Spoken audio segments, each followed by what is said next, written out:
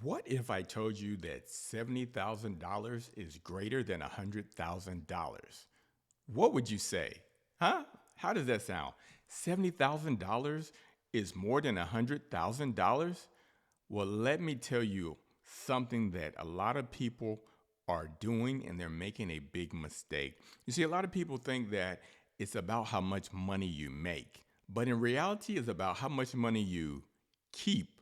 Imagine this: you have a couple who are happily married, John.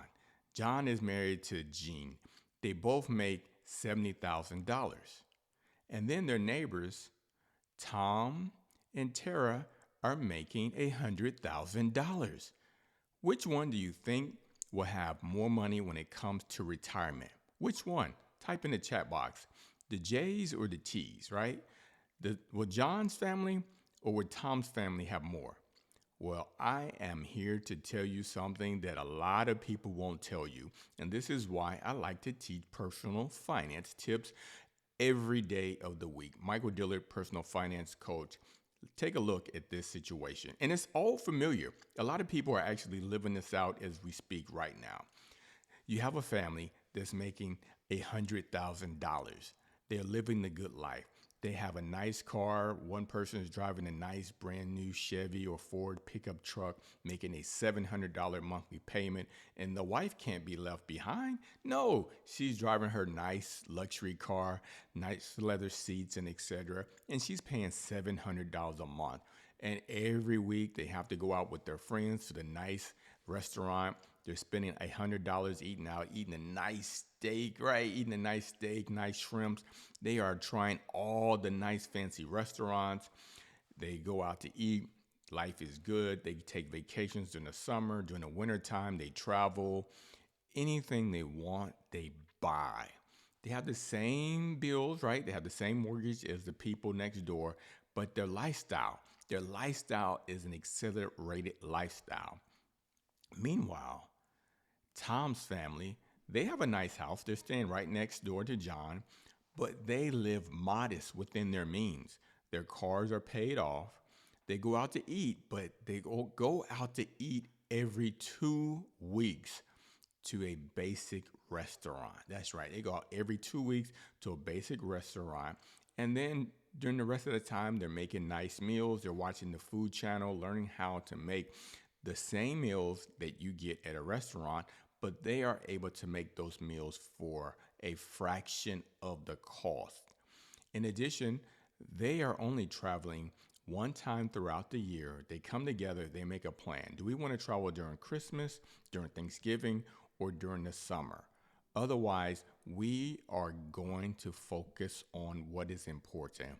What is important is spending time together with each other. You see, spending time with each other as a married couple is how happy marriages stay together because it's all about communication. But hey, that's another tip for another topic, right? Today we're talking personal finance.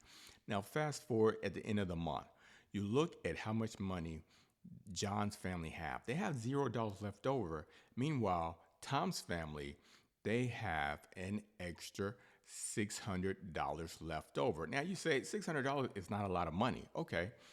Fast forward, John's family used the $600 to invest in the S&P 500. Guess what?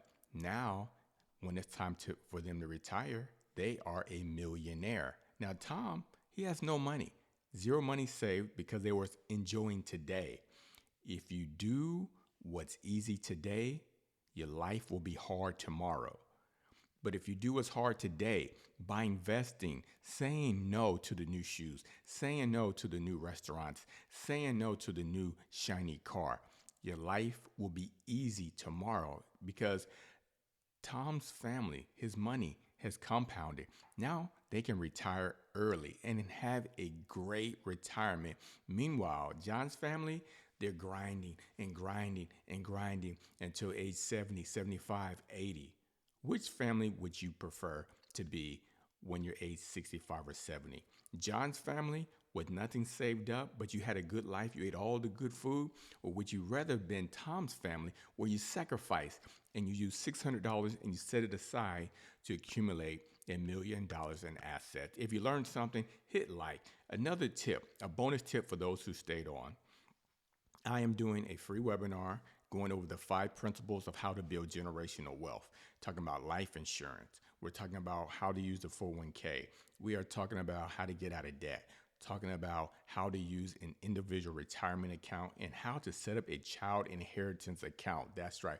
Hit the subscribe button and like button so you can be notified when I go live. I am going live to teach you the 5 fundamentals of how you can build generational wealth. Easy peasy. Michael Dillard out. Hit the like button, hit the subscribe button. See you next time. Bye.